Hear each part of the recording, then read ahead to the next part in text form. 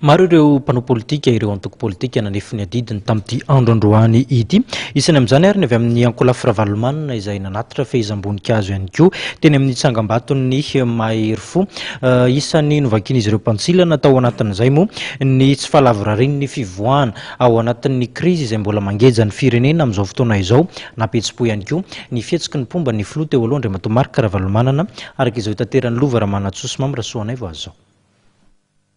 Tonga nametraka fehezam-boninkazo teny anoloan'ny tsangam-bazton'ny 7 martsa 7/7/2009 ny ankolafy Ravalomanana ny tolakandro. Fotoana na fanandrimatoho rakotoarovilomamy namaky bantsilana ny fisian'ny tsy fahombiazana amin'ny fanatanterahana ny ezaka hivoahana amin'ny krizy.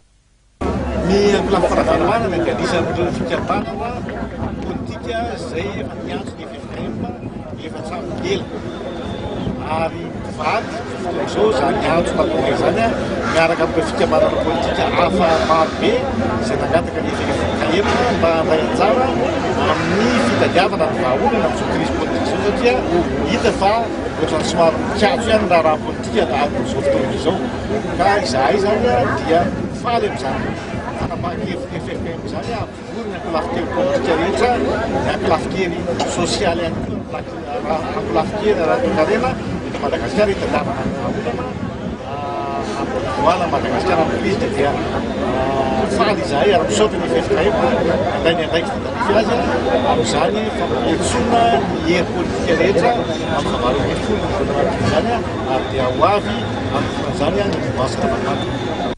Nisongadina ny fandalovany ankolafy Ravalomanana teny Ambojatovo noho ny fahamaroan'ireo mpomba azy tonga teny toerana. Nandrevepetra ny mpitandro ny filaminana izay niantra navetrany mba hiarovana ny fandriam-pahalemana manodidina Ambojatovo. Nanatanteraka fihetsiketsehana fohy ny mpomba ny ankolafy Ravalomanana hatreny andohana Analakely mialohany ny paritahan'izy ireo.